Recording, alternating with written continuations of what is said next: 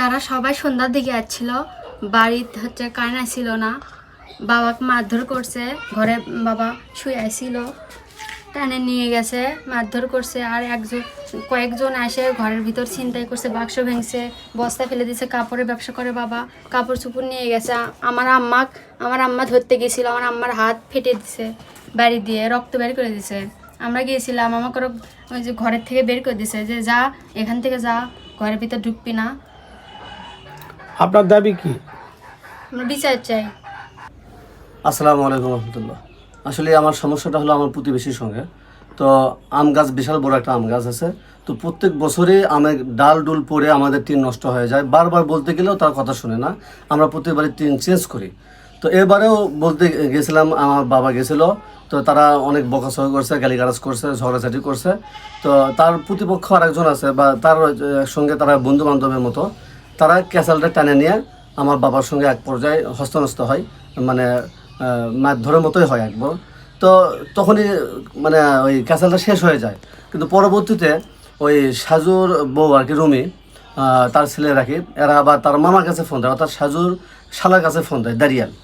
তো দাঁড়িয়াল ফোন দেয়, তার সেখানে বানু নামে একজন আওয়ামী লীগের নেতা ছিল, তার নেতৃত্বে অনেকগুলো ছেলেপেলে, আনুমানিক 12 থেকে 15 জন হবে, সবাই জানে, মোটামুটি দেখছে।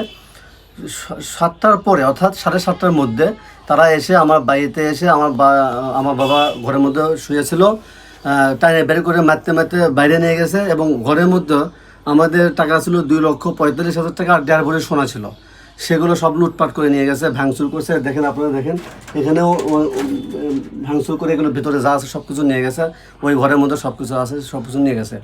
এখন তারপরে যখন কারেন্ট ছিল না ক্ষেত্রে, দ্বিতীয়ত যখন গ্রামের লোক টের পেলো, তখন সবাই মিলে এসে উদ্ধার করছে। এবং বিষয়টা তখন একটু হয়েছে আর কি। তাছাড়া আমার গ্রামের লোক যদি না আসতো, তাহলে তো আমার বাবাকে মেরে ফেল দিত, এমন অবস্থা। পরে আমিও নিজেও আসলাম, এসে দিকে সব তখন হয়ে গেছে। এখন তো আমি এত বড় একটা জুলুম নির্যাতন আমি তো সহ্য করতে পারবো না।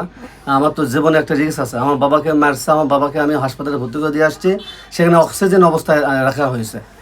তো আমি এটার সুষ্ঠু একটা বিচার চাই। অবশ্যই আমি বিচার চাই, আমি দেশবাসীর কাছে জানাই, আমি একটা সুষ্ঠু বিচার চাই। আমার এত টাকা পয়সা লুটপাট করে নিয়ে গেছে এবং মারধর করছে। তো আমি নুনগোলা ইউনিয়ন থেকে বলছি, নুনগোলা ইউনিয়ন 2 নম্বর ওয়ার্ড, তেলধাপ গ্রাম। আমি আনোয়ার হোসেন। তো আমার বাবা মুস্তাফা কামাল, আমার দাদার নাম মৃত আলতাফ আলী। টাকাটা কোথায় ছিল আপনার? আমার টাকাটা ছিল বাক্সের মধ্যে 2 লক্ষ টাকা, আর হচ্ছে যে আমার ওই বিছানায়, অর্থাৎ ওই খাটের তোষকের নিচে ছিল 45,000 টাকা, আর সোনাটা ছিল বাক্সের মধ্যেই ছিল। হ্যাঁ, তো আমার সেই টাকাটা ডকুমেন্টস আছে। আমার ভাই একদিন আগেই টাকা তুলে নিয়ে আসছে, লোন মানে তুলে নিয়ে আসছে, আমার ভাই, বড় ভাই বাড়ি করবে সেটা দেখার জন্য। তো এটা ডকুমেন্টসও আছে। সোনা যে আমার বড় ভাই সোনার ব্যবসায়ী, সে মানে ভরিকে ভরি সোনা মানে কেনা বেচা বা লেনদেন করে। তো অবশ্যই সে মানে 1.5 ভরি সোনা এখানে রেখে গেছিলো, সেগুলো সোনা। বাক্স কি ভেঙে নিয়ে গেছে? জি জি, বাক্স ভেঙে নিয়ে গেছে। কাগজ আসে দেখি ক্যাসাল। হ্যাঁ, কিনে গেছেন? অত শুনিনি আমি, খালি কাগজ দিয়েছি, কাগজ নিয়ে আসে দেখি ক্যাসাল। তো এরকম আসে দৌড় মারলো। তো আমার পরে আমার বাপ মাও ঘরের মধ্যে আমাকে আটকে আছে। আমি কী করবো, আমার ক্যাসাল পর কি শুনলেন কি? নোটিস ধাক্কা ধাক্কি করছে, আস্তে বাড়ির মধ্যে গেছে, যাইবার মারছে। 8টা মনে হয়, অনুমানিক রাত কয়টা?